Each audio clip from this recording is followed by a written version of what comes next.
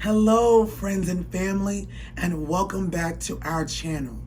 Today, we're going to be talking about managing and identifying depression.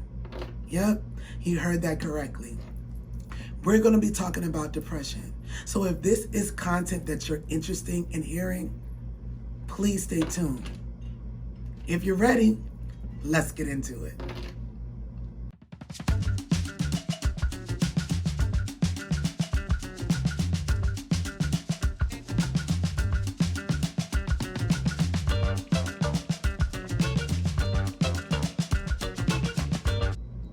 Welcome back to Choosing to Live Now. My name is Taneshia, and today we're going to be talking about depression. But before we get started into this conversation, I want to thank our friends and family so much for all of your love and feedback on this channel over the last 12 episodes that we have had for the month of January. I am super excited to see how engaged you are and how much feedback you've given about things that you want to hear about. And what I have been able to learn from our family is that everyone really likes the content that we're talking about that is relevant to what is going on for them now. And one of the hot topics everybody is discussing is mental health. And I thought it would be fitting, seeing the fact that my training as a psychologist is all about mental health in various domains, to really take some time to slow down with you and talk to you about mental health in a meaningful way, step by step. Yes, we've talked about forgiveness and loss, which are all parts of mental health and even anxiety, but I've oftentimes given you so much information that you need some time to process it. So this time we're going to take it a little bit slower, and we're going to talk about each piece of every mental health construct that we bring up in a meaningful way that it can give you a broader and deeper understanding of the content. So you heard it correctly at the beginning. We're going to be talking about depression. And I have a question to start with you, friends. Have you ever experienced depression? Here's the next question. Do you know what depression is? The last question. Do you know anyone in your family or in your circle who has ever experienced depression? If you said yes to any of those questions, you've experienced it, you know what it is, or you know people who have gone through it, know that you're not alone, because depression is extremely common around the world and in this country. As a matter of fact, let's get into the definition and then we'll talk about its prevalence. So the definition of depression, according to the American Psychological Association, suggests that depression is a negative state of mood that ranges from unhappiness to discontent. And that it can also be as extreme as having feelings of sadness, pessimism, despondency, and this particular sadness and this mood and this pessimism becomes extremely severe because it interferes with an individual's daily life. Now, beyond these moods that a person has, there are also other characteristics that let you know that an individual is suffering from depression. And according to the American Psychological Society, people with depression could have physical or cognitive or even social changes that tend to co-occur with different negative habits, such as sleeping too much or not sleeping enough, the lack of energy, the lack of motivation. They might have issues with concentration, or they might even have difficulty making decisions. It kind of reminds me of what we've learned so far about anxiety, where when you have excessive worry, that an individual can actually have like these sleep disturbances and issues with decision making. Depression works the same way, friends. And also with depression, there could be a withdrawal for an individual from their social interactions. Wow, isn't that a mouthful? So as you can see, that depression is very involved. Now, here's something that you need to know. As it relates to depression, depression is not one big term that we can just focus in on and say, oh, an individual who has the symptomology that Taneshia just read are depressed. As a matter of fact, depression is much more complex than that. Did you know that? Yeah, friends. Depression can be much more complicated than that.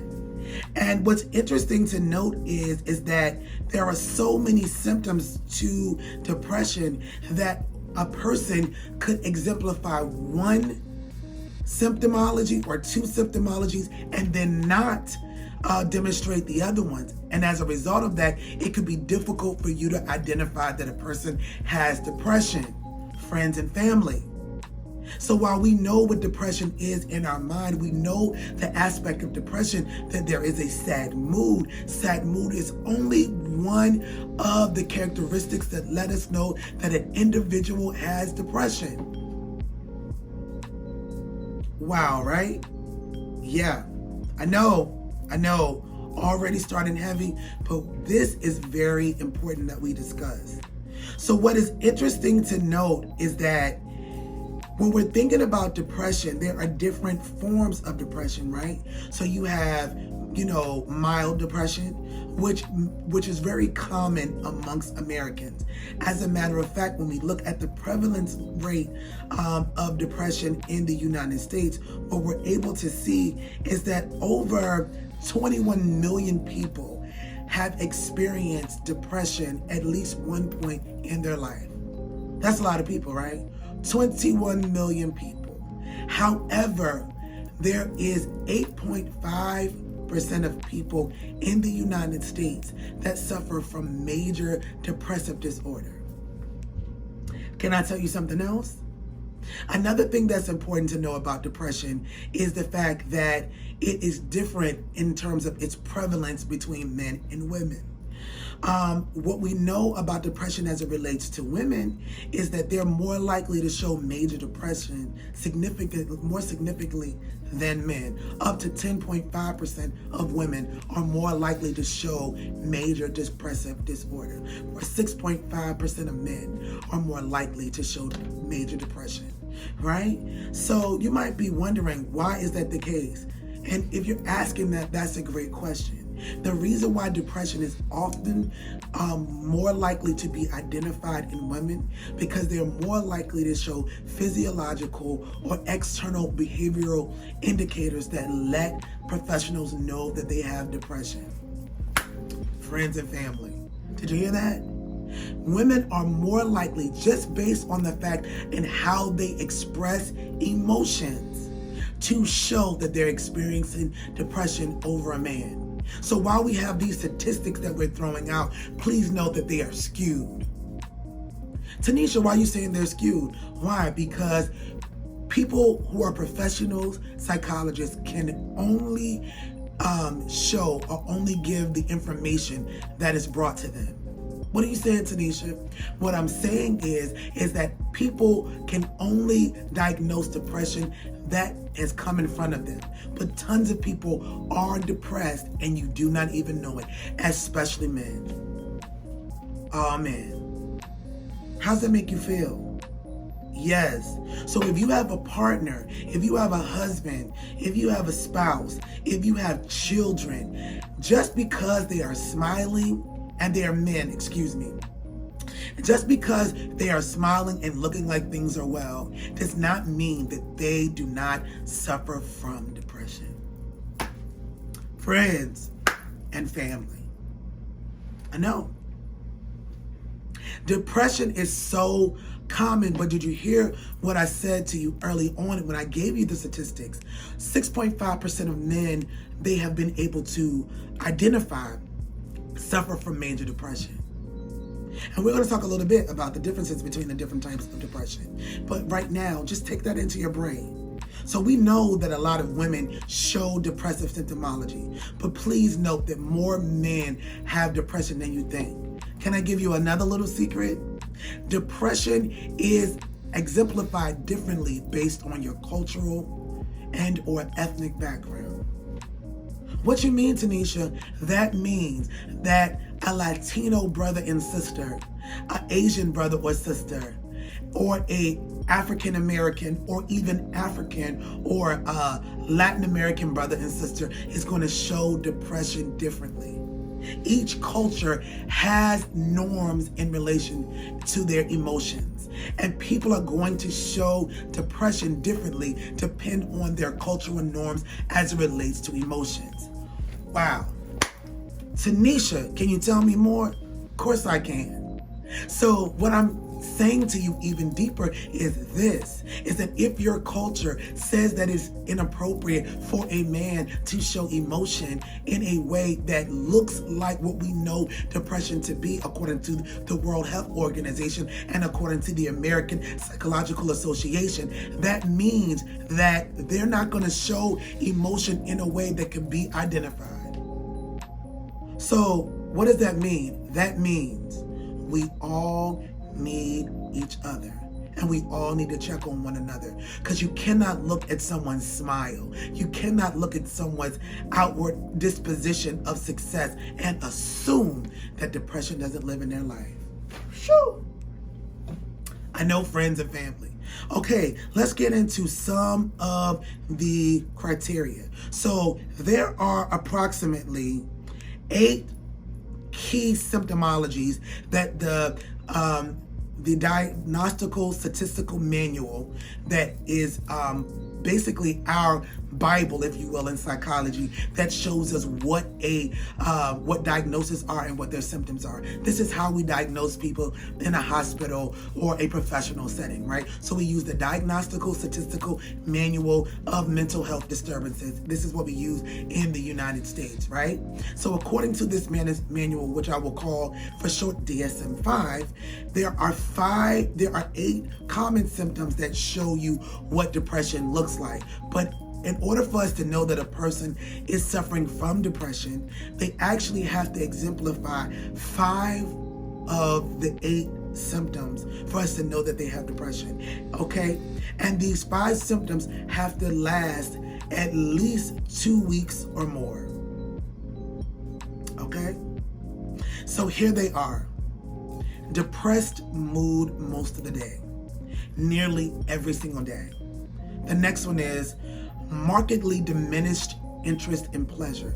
This is so powerful, where a person might want to go out all the time before they feel depressed, and after that they no longer want to do those things. Going out to them, let's say to the mall, to the movie, shopping, no longer has interest to them. So they have a markedly diminished interest in pleasure. They don't really want to do it at all, okay?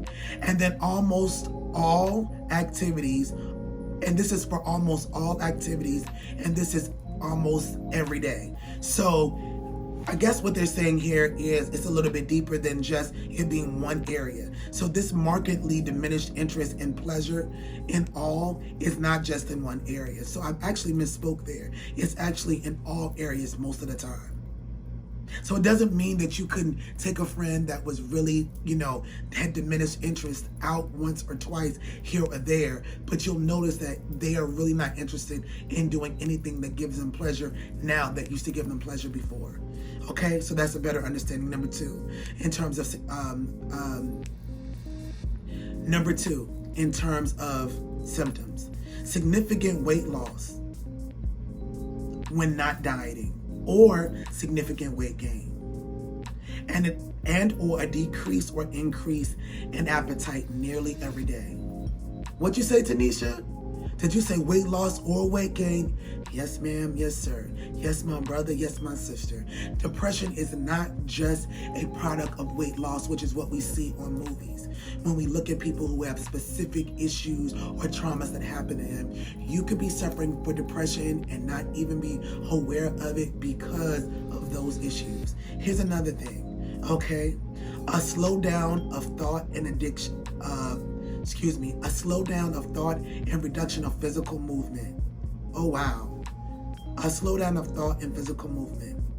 Another thing is other people can have feelings of restlessness where they cannot slow down. They want to keep going. Something else is fatigue or loss of energy nearly every day. Feeling of worthlessness or excessive inappropriate guilt nearly every day. Diminished ability to think or to concentrate, or indecisive nearly every day. Just can't get yourself together. Reoccurrent thoughts of death. Reoccurrent suicidal ideation without a specific plan, or a suicidal attempt, or a specific plan for committing suicide. All of these are symptoms of depression. Now, we won't go deeply in them today. We'll dig deeper into them on our next conversation. But today, I really just wanted to highlight to you what depression looks like. And then in our next conversation, we're going to dig deeply about how it differs from culture to culture, so you can understand what depression is, what depression looks like for you and for your family. And you might find out that this is something that's been going on in your life for years, or you've observed it in a family member or friend and you never, ever knew that it was a thing. But what I want you to know is that in spite of all of these things that sound scary about depression, all depression is not major. Can I say that again for our friends on the side? Friends, did y'all hear that? Yep, that's true. All depression is not major. So what does that mean, Taneshia? That means that some depression that we as human beings experience could just be momentary because of what's going on in our life right now in the moment. It does not have to last long. Let's say you have some sort of major stress that's going on for you for 3 or 4 weeks or 3 or 4 months, and you notice that you have these symptomologies that we just expressed. That could be minor depression for you. But let's talk about what makes it become major. What makes depression become major is that these experiences of losing enjoyment to things that you care about, these experiences of having a sad mood, are also connected to the idea that individuals feel completely hopeless. Hopeless to the point that they're questioning whether or not they should live their life. Also, hopeless to the point where they wish they could sleep and never wake up. Hopeless to the point where they are so tired and exhausted of living that they can constantly think about killing themselves. That is when depression is major. Yeah. And if that's you, friend, you're not alone. A lot of people are feeling that way right now. A lot of us have been feeling hopeless and weary and concerned about these aspects of life that we cannot change.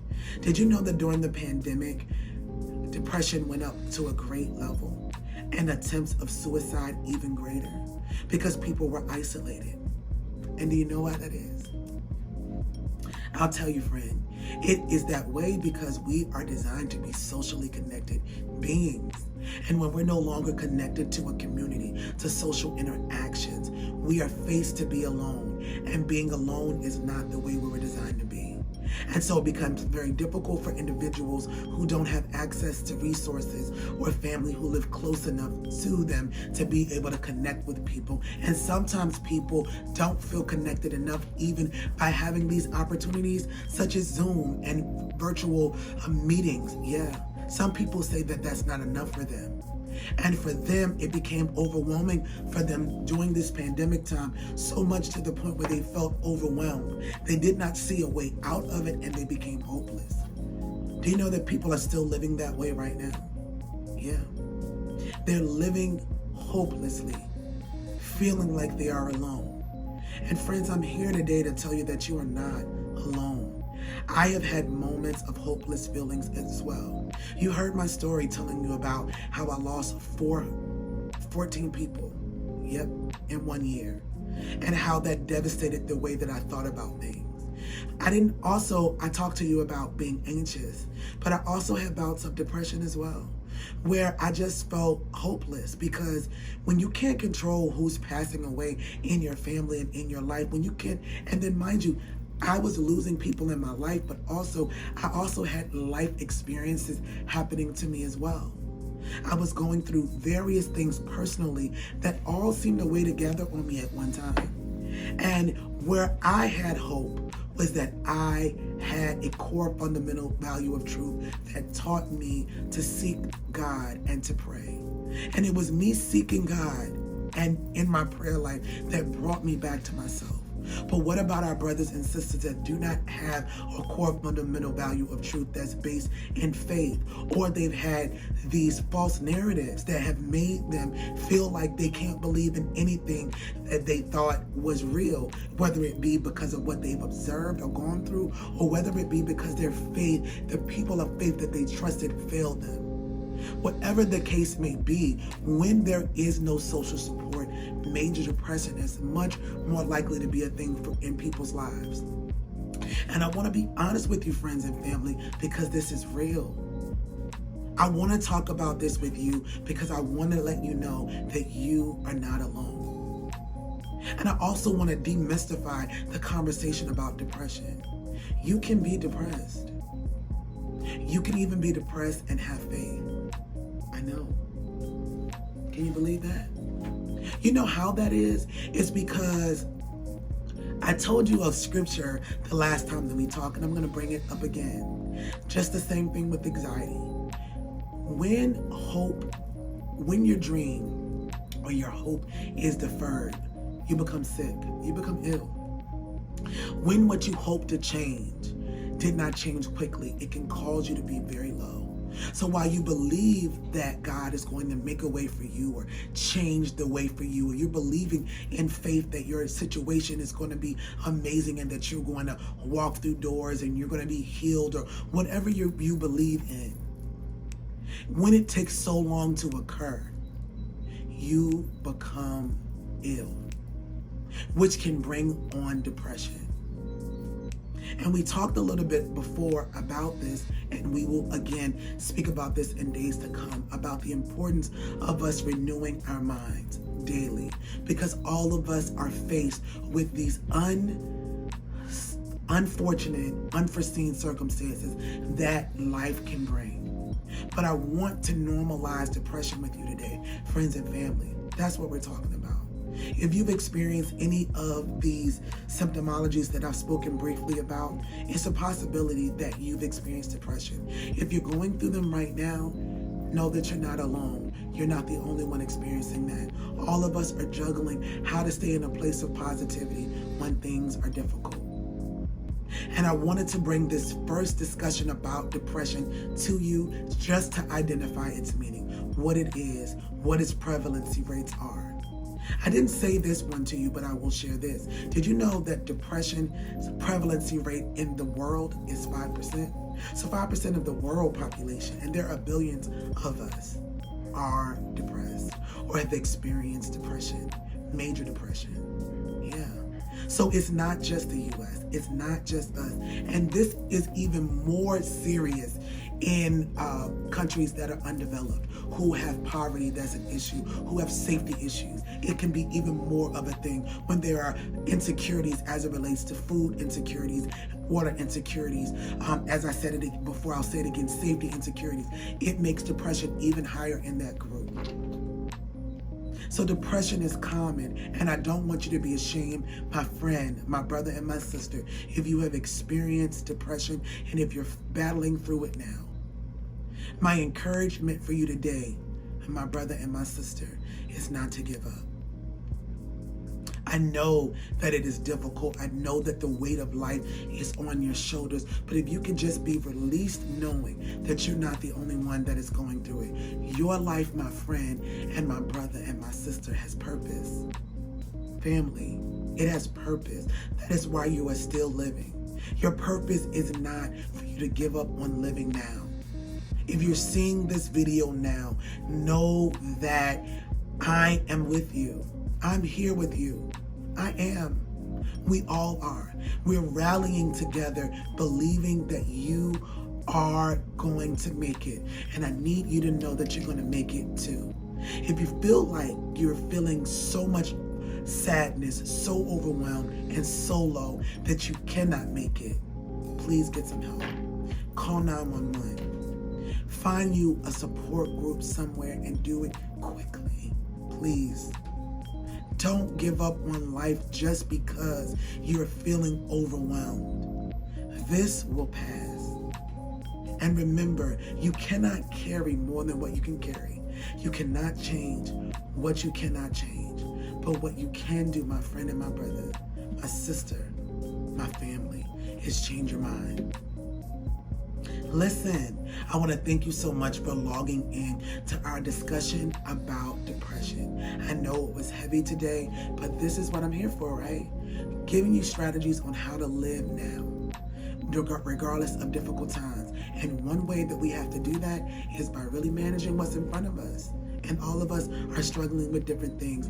But again, I want to say, my brother and my sister, you are not alone. I will not let you give up. If you don't believe in yourself, know that I do. I do. Yeah. And I love you. Yep. I don't have to know you to love you. You are a human. You are worthy of everything that you were created to experience that is good. That is my belief and my prayer for you, my brother and my sister. Listen, I want to end this conversation by saying again, thank you so much for your feedback. We're going to slow down our conversations just a little bit, and we're going to really spend time digging in. So you notice how I like to give you all of this information at the beginning and then quickly, run it at the end and give you strategies. And we're going to take a little bit more time because that is what you have asked for. And I'm going to give you what you need. Yeah, because we're going to get through this together. Remember, I'm here with you. This is a community, my friend and my brother. This and my sister. This is a safe space. We've been having difficult times, unusual times, but we're going to get through this together. If you love the content on this channel, please share it. I mean, really share it. Because it would be so messed up if you're getting help and nobody else can get the help. So share, like, subscribe. Put on your notification bells if you want to hear when we post again. Know that I'm rooting for you. Know that. And I can't wait to speak to you next time. I look forward to speaking to you soon. Until next time, blessings to you, my friend. Just in case you weren't sure.